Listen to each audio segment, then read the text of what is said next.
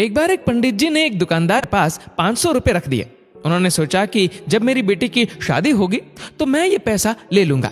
कुछ सालों के बाद जब बेटी सयानी हो गई तो पंडित जी उस दुकानदार के पास गए, लेकिन दुकानदार ने नकार दिया और बोला, आपने कब मुझे पैसा दिया था, बताइए, क्या मैंने कुछ लिख कर दिया है?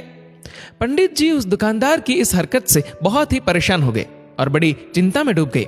फिर कुछ दिनों के बाद पंडित जी को याद आया कि क्यों न राजा से इस बारे में शिकायत कर दूं, ताकि वे कुछ फैसला कर देंगे और मेरा पैसा मेरी बेटी के विवाह के लिए मिल जाएगा।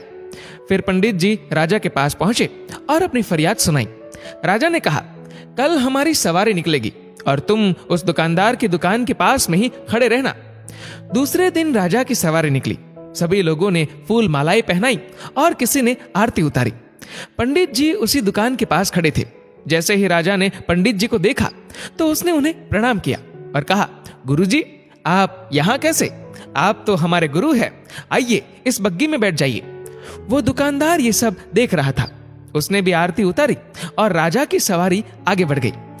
थोड़ी दूर चलने के बाद राजा ने पंडित जी को बग्गी से नीचे उतार दिया और कहा, पंडित जी, हमने आपका काम कर दिया है, अब आगे आपका भाग्य। उधर वो दुकानदार ये सब देखकर हैरान था कि पंडित जी की तो राजा से बहुत ही अच्छी सांठगांठ है, कहीं वे मेरा कबाड़ा ही न करा दे।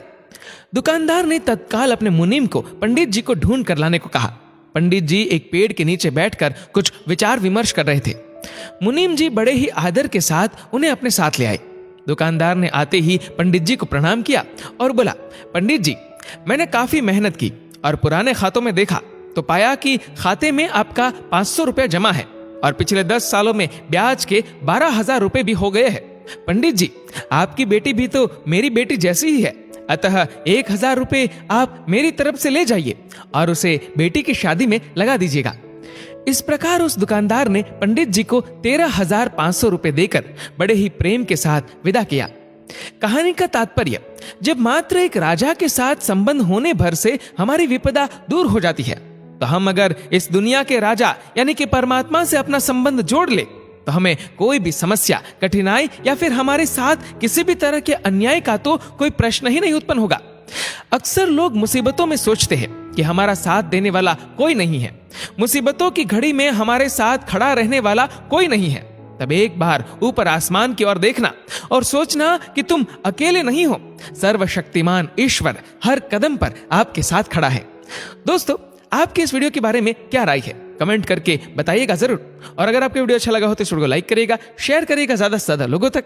और ऐसे ही और भी इंस्पिरेशनल वीडियोस के लिए सब्सक्राइब करें हमारे यूट्यूब चैनल को और फेसबुक पर फॉलो करें हमारे पेज को।